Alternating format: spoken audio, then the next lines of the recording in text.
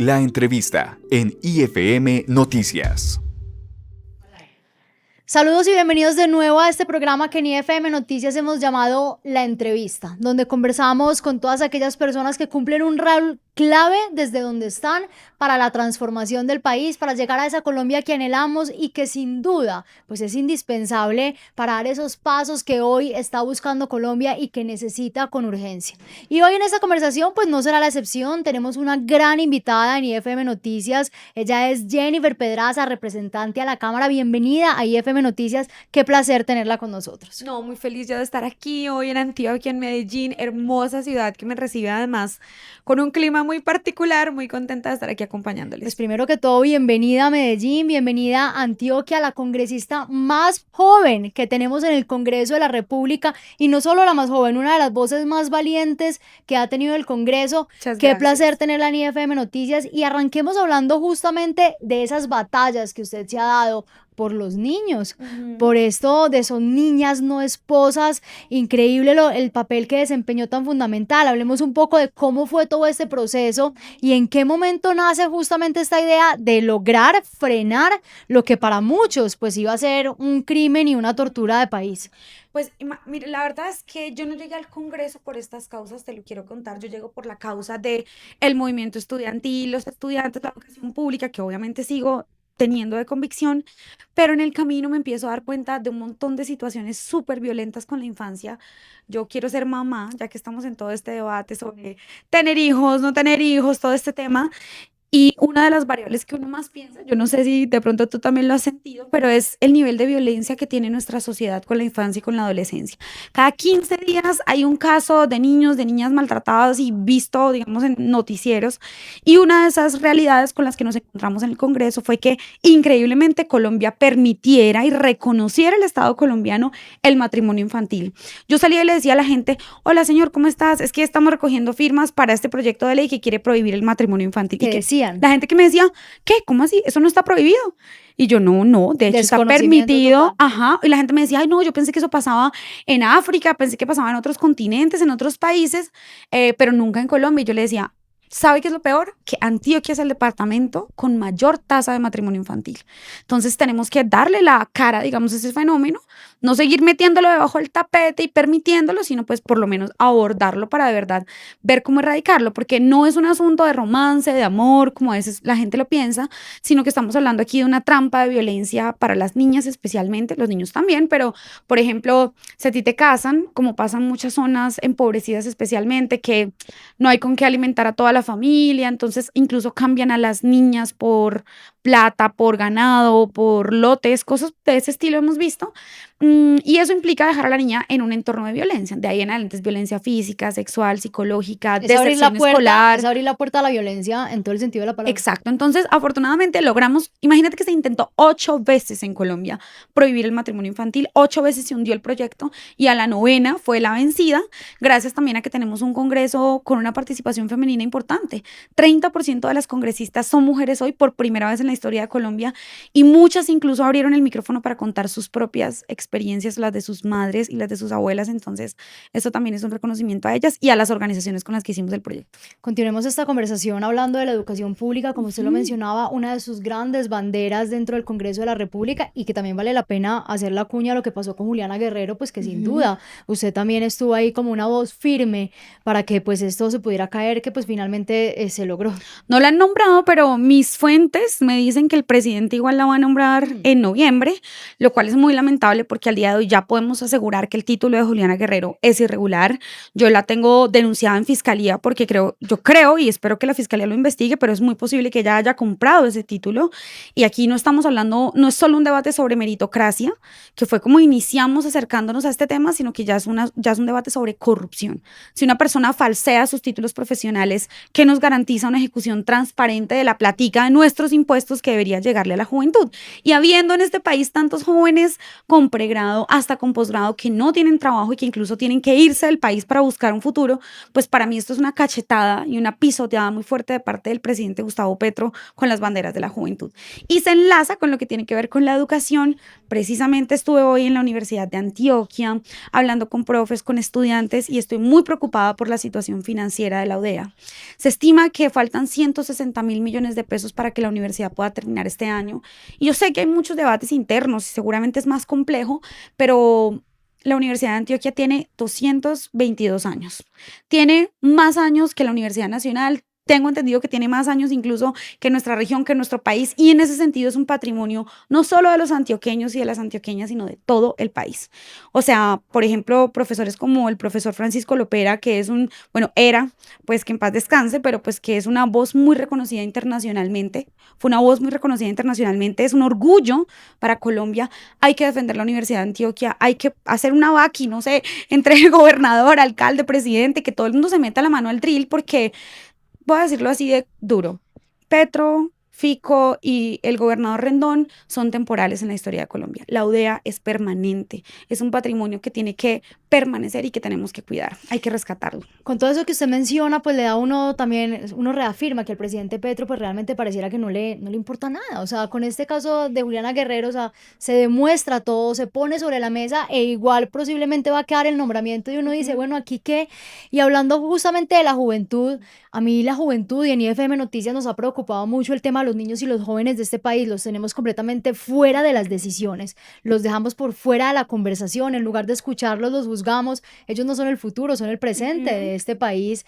Y pues, ¿qué piensa usted también? Usted que pro vida quiere ser mamá, defendiendo a los niños, pues el presidente pareciera que no está a favor de la vida tampoco, ni de los niños, ni de los jóvenes, ni de la vida de nadie, con la seguridad como tiene ahora el país. Pues imagínate que ya que me pones el tema, te cuento que yo quiero ser mamá, pero también he sido fielmente defensora de los derechos sexuales y reproductivos de las mujeres.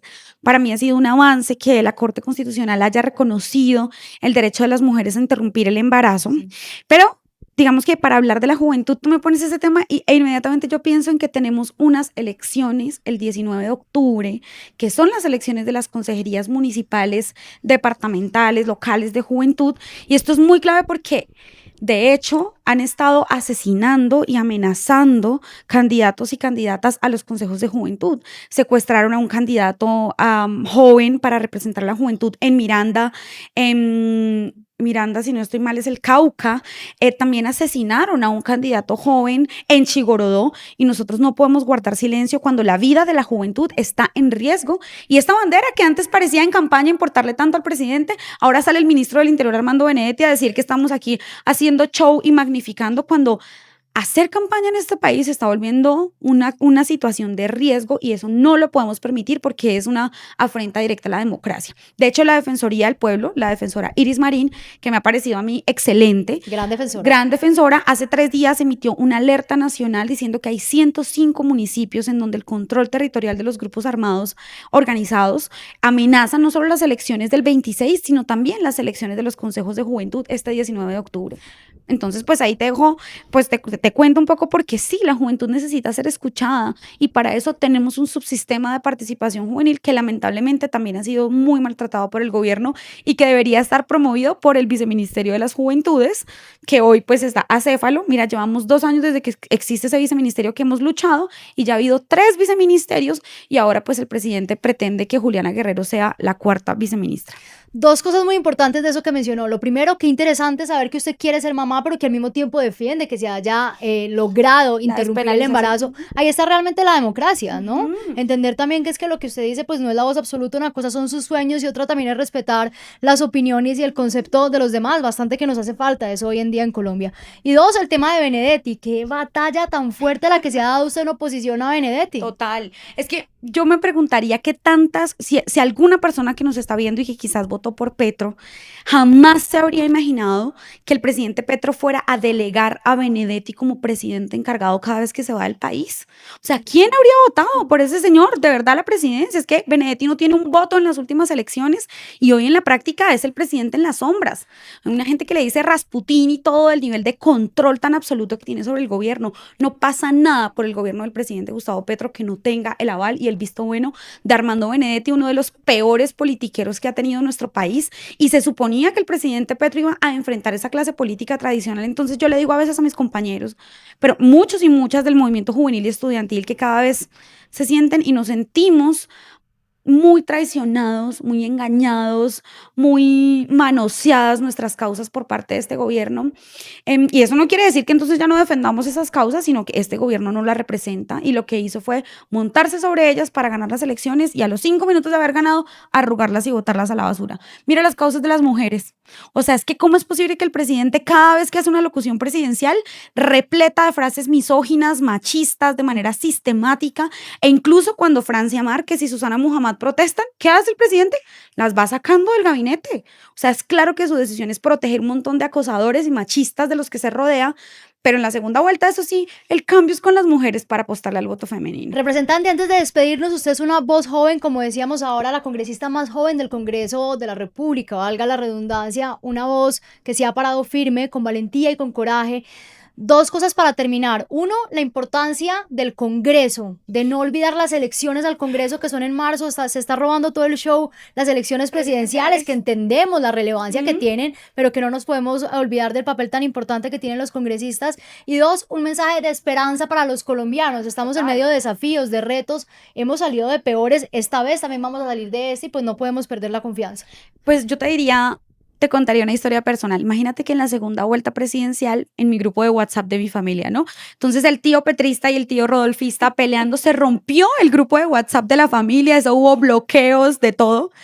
Pero en cambio, el día de las elecciones al Congreso, que habían sido antes y que yo era candidata, me tocó llamar a todos mis tíos a decirles, oiga, tío, no se le olvide que yo soy candidata. Claro, para porque que la vote, abstención de porque voto la al gente no Congreso vota al Congreso. Es muy lamentable, la gente no vota al Congreso y yo espero que hoy quede mucho más claro para la gente que el Congreso puede ser incluso hasta más relevante que el presidente. Aprueba presupuesto, leyes. ¿Qué sería hoy de Colombia sin un Congreso que se le hubiera parado al gobierno nacional? Si así estamos llevados, imagínense. Exactamente, y eso que ahora la gente, pues yo espero que esto cambie y que la gente vote mucho más libremente, porque cuando la gente que vota libremente no participa, pues los que compran votos eligen más fácil, y esa gente que es tan corrupta, ustedes saben, hacen declaraciones diciendo que se oponen al presidente y a los 5 minutos terminan votando positivo, sencillamente por ministerios o por cargos, y eso pues ya está aprobado.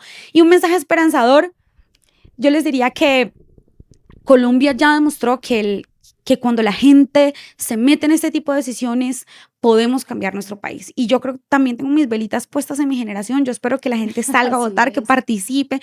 También en las mujeres, que no retrocedamos, que no perdamos como esos avances que hemos tenido y que podamos elegir.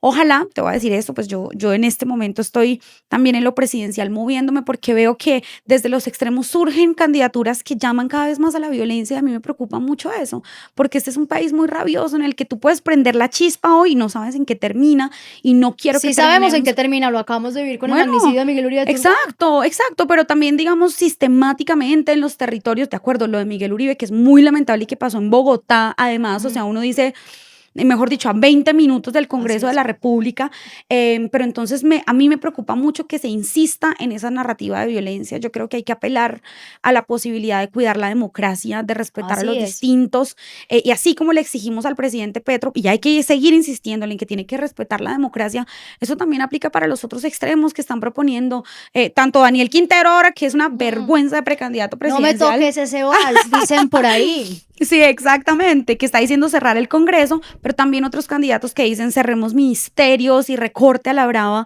Yo creo que eso sería también una afrenta a la democracia. Entonces, para mí, yo espero que podamos encontrar un camino por el centro que nos permita hacer acuerdos como país, unirnos en unas apuestas mucho más claras. La invitación al diálogo, a la conversación, a respetar las diferencias, a entrar en lo que es la verdadera democracia de este país. Representante, esperamos que vuelva muy pronto a Medellín, a Antioquia, y que por supuesto regrese a IFM Noticias para que podamos extendernos de muchos temas temas más que faltan. Gracias por aceptar esta invitación. Muchas gracias a ustedes, yo muy feliz de acompañarte, invítame que aquí estaré.